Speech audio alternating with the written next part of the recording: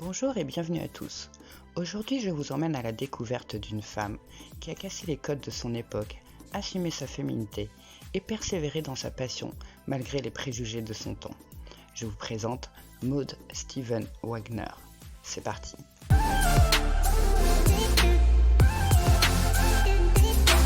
Maud naît en février 1877 dans l'État du Kansas aux États-Unis. Elle grandit au sein de la ferme familiale, mais déjà marginale, elle se refuse à une vie bien rangée de femme au foyer. Attirée par le domaine artistique, elle devient trapéziste et contorsionniste de talent. Elle finit par se faire remarquer et elle se produit dans les plus grandes foires du pays. À l'époque, les cirques sont l'attraction à ne pas louper. On y trouve à la fois des numéros de jongleurs, de trapézistes et de dresseurs, mais aussi ce que l'on appelait les curiosités ou freak shows, comme les femmes à barbe, les enfants sauvages ou des siamois par exemple. À vrai dire, on exposait surtout des personnes avec des particularités ou des formations physiques. Le public acclame Maud en tant que trapéziste et contorsionniste. Elle fait un tabac et intègre une troupe de cirque enchaînant les tournées dans tout le pays.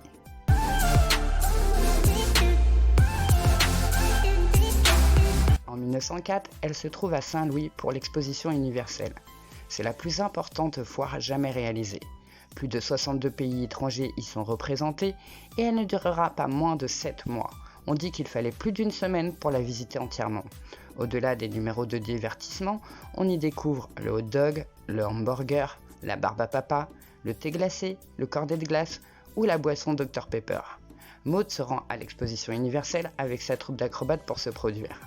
Elle y rencontre l'homme qui va bouleverser sa vie, Gus Wagner, qu'on surnommait l'homme le plus tatoué du monde. Ancien marin, il a parcouru les océans pendant des années. À son retour sur la terre ferme, Gus devient un véritable phénomène de foire, avec plus de 264 motifs recouvrant son corps, attirant la curiosité des visiteurs. En effet, pour l'époque, être tatoué, ce n'est pas courant. À sa mort, Gus aura plus de 800 tatouages sur le corps. Il tombe immédiatement sous le charme de la belle Maud et tente de la conquérir entre deux représentations. Seulement, la jeune fille n'est pas du genre à se laisser séduire si facilement et refuse plusieurs fois. Elle acceptera finalement un premier rendez-vous à la seule condition qu'il la tatoue et qu'il lui enseigne l'art du tatouage. Gus accepte et lui apprend les techniques ancestrales de tatouage apprises lors de ses voyages. Bien que le dermographe existe déjà depuis 1891 et se popularise, Gus préfère l'ancienne méthode du hand pocket tattoo, cette technique qui signifie piquer à la main. Cela consiste à piquer la peau avec une aiguille et de l'encre point par point sans machine. Les aiguilles peuvent être d'ailleurs remplacées par du bambou taillé, une tige métallique ou de l'os. La technique demande plus de précision, de concentration et de patience qu'avec un dermographe, seulement elle permet des tracés beaucoup plus précis. Cette méthode, largement associée aux cultures tribales et japonaises, a de nouveau le vent en poupe aujourd'hui. Pour son premier tatouage, Maud ne prend pas de risque et se fait inscrire son prénom sur le bras gauche par Gus.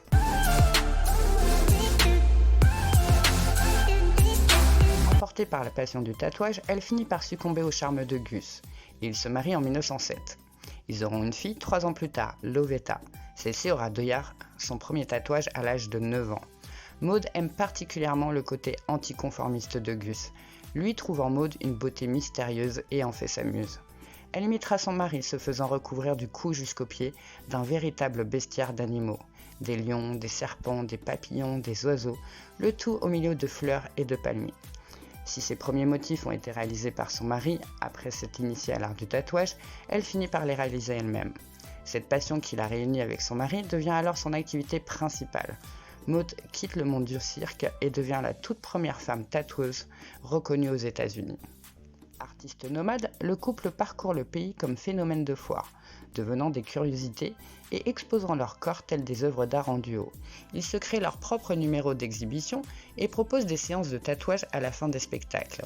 Ils développent en même temps leur activité de tatoueur itinérant. Maud seconde son mari, tatoueur réputé dont le nom attire les foules. Grâce à son immense talent, à eux deux, ils vont populariser les tatouages loin des ports, où c'est un acte presque obligatoire pour les marins. Elle exercera avec son mari le tatouage, reconnue comme une professionnelle du domaine jusqu'en 1941, date à laquelle Gus décède frappé par la foudre. Ensuite, c'est avec sa fille, Lovetta, qu'elle formera un duo de tatoueuses à qui elle a enseigné toutes les ficelles du métier. Celle-ci continuera à tatouer bien après la mort de sa mère. Maud meurt le 30 janvier 1961 à l'âge de 84 ans. Toute sa vie, elle aura gardé sa liberté de femme indépendante, ayant choisi une carrière marginale, tout en prouvant aux yeux de tous que non seulement une femme tatouée n'a rien de vulgaire et conserve sa beauté, mais qu'en plus une femme pouvait avoir assez de talent pour tatouer elle aussi.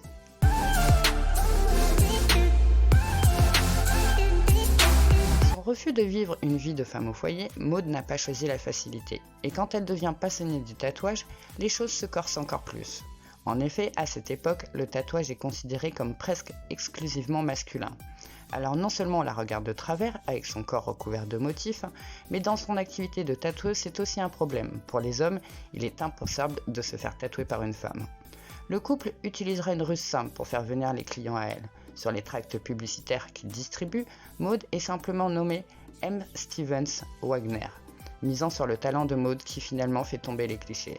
C'est à force de patience et d'entêtement que son talent finit par être reconnu. Par ailleurs, elle casse les codes en exposant son corps à la vue de tous, en tenue légère et dévoilant tous ses tatouages. Dans une société victorienne américaine conservatrice et puritaine, c'est une première qui fait parfois scandale. Au même titre que le droit de vote, Maud a utilisé le tatouage comme un signe d'émancipation du corps face à la pression masculine.